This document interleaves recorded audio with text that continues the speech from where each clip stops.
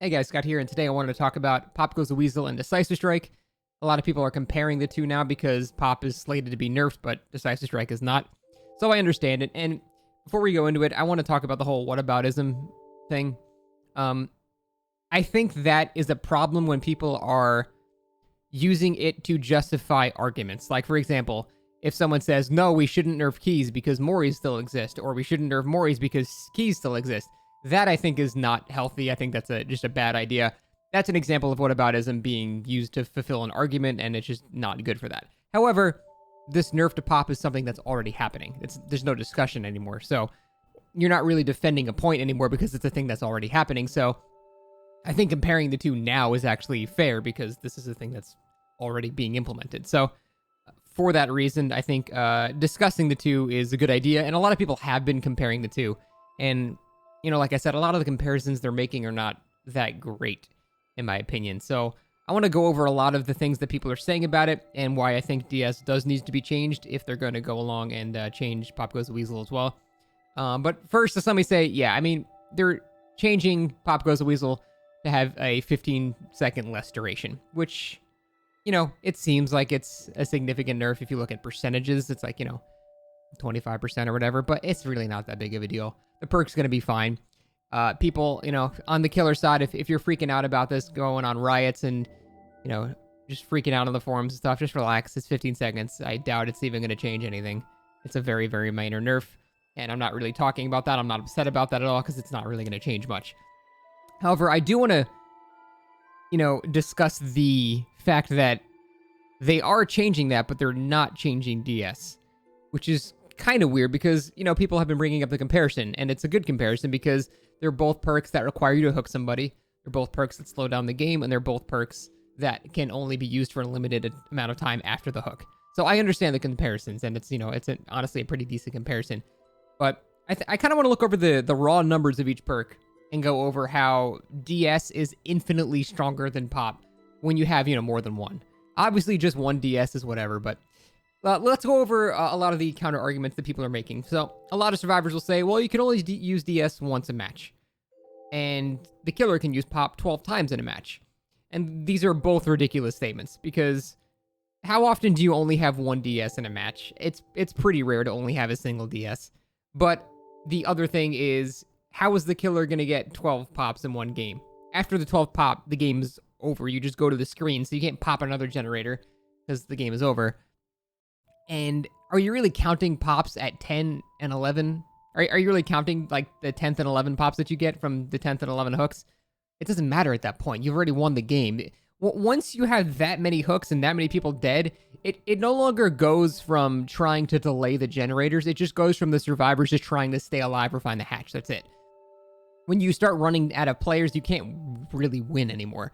So that 9th, 10th, and 11th pop that you get, it doesn't even really do anything. Now, I'm not saying you don't ever get to use Pop, because you do. So I would say on average, you probably get anywhere between like 4 or 5 to 8 or 9 pops. But really, you get effective uses out of probably like 5 or 6 of them in an average match. Because, you know, just because you have Pop activated doesn't necessarily mean you get to use it still too. You know, if there's a gen on the other side of the map that you need to pop, you're not going to walk 30 seconds to the other side of the map and kick that gen. If you do, you're an idiot and you've wasted more time than you would have gained. So a lot of the time, you don't even get to use it because a chase starts, the gen's too far away. So there's a lot of perfect scenarios going on in the argument of the survivor's head when they say that you get to use it 12 times, because you just don't. That never happens.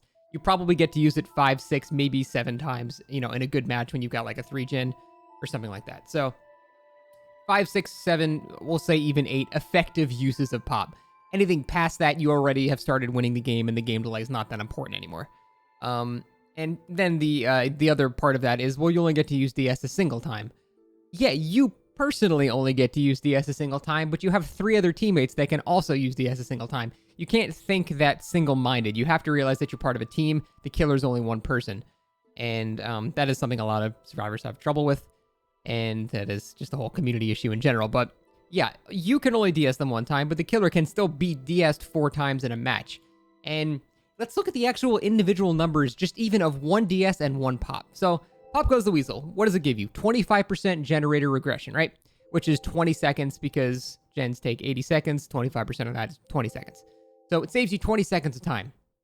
But it doesn't save you 20 seconds of time because as soon as you hook somebody, you don't just instant transmission to a gen and instantly kick it. There is a cost to using Pop Goes the Weasel. Usually involves you running out of the way for a couple of seconds. Let's even be conservative. Let's say there's a gen really close after you hook somebody only 5 seconds away. So that means that 20 seconds of game time is now shrunk to 15 seconds because you're spending that 5 seconds not doing something to delay the game in any way. You're just walking to a generator that's not pressuring any other survivors on the map. So you're really only gaining 15 seconds, and this is a conservative estimate because we're assuming the gen's right next to you in a 5-second walk. Okay, so that's 5 seconds gone. But you also don't just instantly blow the gen up. You have to spend 2 seconds kicking the generator. So now you've gone from 20 seconds to 13 seconds of gain time.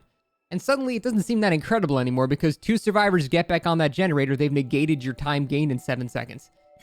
It's actually not that crazy. And sure, individually, if you're working on a gen by yourself, it might feel like, very distressing and it's like a heartbreak when a killer comes and kicks your gen and a fourth of it goes away. But you have to think about, it's actually not that big of a deal in the grand scheme of things for you to lose 20 seconds on that gen for what the killer had to put into it and for what all the other survivors are doing during that time as well. However, now we look at Decisive Strike, where basically you have 60 seconds of being able to just do whatever the hell you want. Especially if you can, if you add Unbreakable to the mix, you have 60 seconds of basically just being able to do whatever the fuck you want. And if the killer picks you off a gen, they get DS. If they slug you, you Unbreakable. If they try to tunnel you, then you just simply use DS. And I really hate the argument that people make, just get DS out of the way early, forehead. Just eat the DS and then tunnel them later. First of all, you can't eat a DS early in the match because you have to down someone, hook them, wait for them to get unhooked, chase them again, down them again, and then pick them up. So you can't just immediately just remove people's DSs. You have to hook somebody and then immediately tunnel them off the hook. So you can't just immediately get rid of it. That doesn't even make any sense. But assuming you did just tunnel everybody off the hook to get it out of the way as quickly as possible, I don't understand that people don't realize how much time gained you get from a single Decisive Strike. People say it's just a 5-second stun. You just get 5 seconds of extra time. No. That's assuming the survivor just gets off your shoulder and just sits there and looks at you. A monkey holding W who just bashes his face against the keyboard after a DS, although he'd be very skillful to hit a skill check. You gain 20 seconds at minimum. I think it's more like 23, 24 seconds. I forget the exact math. You gain, we'll say conservatively, you gain 20 seconds of distance after a DS stun just by holding W. So at the bare minimum, you're gaining more time than Pop Goes the Weasel, assuming the killer instantly teleported to the generator. At the bare minimum, just holding W, with no exceptions. You will always gain at the very minimum 20 seconds. But this is assuming you have no idea what you're doing. In reality, you gain 20 seconds to get to any loop on the map, and then you can start the whole process of looping, which, let's be very conservative and say, lasts only another 20 seconds. Let's say the killer's amazing and you suck or something like that, and you only get 20 seconds of looping, which is not that much. So now, you've wasted 40 seconds of the killer's time, which is more than 3 times as much as you would get from a single pop. If we're talking about, like that 13-second example with having to walk to the gen, kick to the gen, and stuff like that. So with one DS, you're gaining basically triple the amount of time a killer would get from a single pop. So what are the killer's options there? He can just ignore you for the minute, but that means you're doing 60 seconds of a generator, which is a massive net loss, where he normally would have downed you and hooked you again, or slugged you or something like that.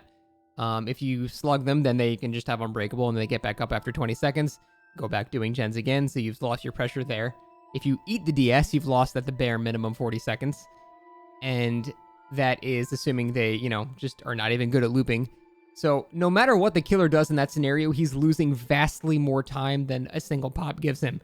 And now, yeah, you can only have a maximum 4 of those in a match. But still, the time, let's say, you get 40 seconds from each DS, that's 160 seconds. Compare that to, 8 pops at even 15 seconds. It's still way more time gained from the DS.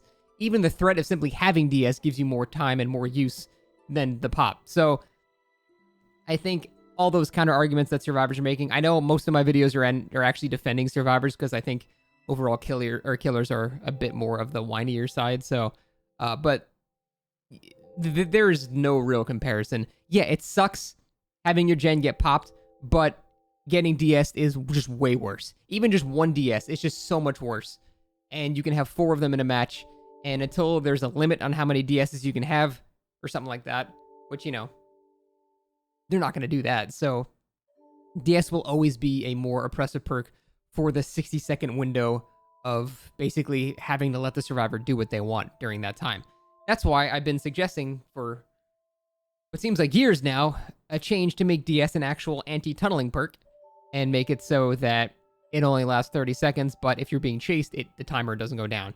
Yes, there's a couple killers that can abuse that a bit, a Wraith or a Pig or a Ghostface, but it's not like you can't see the Wraith, it's not like you can't see the Pig or Ghostface, you can still loop them, and you get at the bare minimum 30 additional seconds, which, you know, is a lot of wasted time. So you still get a bunch of use out of it, even if they try to cheese the chase mechanics. But for the most part, I think that's the best idea because that cements it as an anti-tunneling perk, which is what it's supposed to be. And so help me God, if one of you fuckers link me peanuts saying it's not designed an anti... I've seen like 3 separate devs say it's supposed to be an anti-tunneling perk. It was designed with anti-tunneling in mind. The new DS. I'm not talking about the old DS. The old DS was just an anti-momentum perk. The new DS, having the recently hooked requirement, is 100% an anti-tunneling perk. And even if you try to say it's supposed to be an anti-momentum perk, why? Why would that be fair? That's stupid. You know, like another anti-momentum perk that survivors had for free was the old Metal of Man, and it was the dumbest shit on the planet. There shouldn't be a perk that just does that. So even if you say that it's not meant to be an anti-tunneling perk, the argument's still dumb because there shouldn't just be a free anti-momentum perk for no reason. That's just bad game design. So I think we should cement DS as an anti-tunneling perk, make it last 30 seconds unless you are in a chase, at which point it lasts forever. So if you're actually being tunneled, you can be tunneled the entire game and still have DS up. Additionally, it should turn off when you interact with a player or a gen, because you're not getting tunneled if you're healing somebody or picking someone up off the ground or, you know, doing a generator. You're obviously not getting tunneled if you're doing any of those things. So let's cement DS as the anti-tunneling perk as it's supposed to be. And I think that would, you know, draw the comparisons from Pop Goes the Weasel and DS.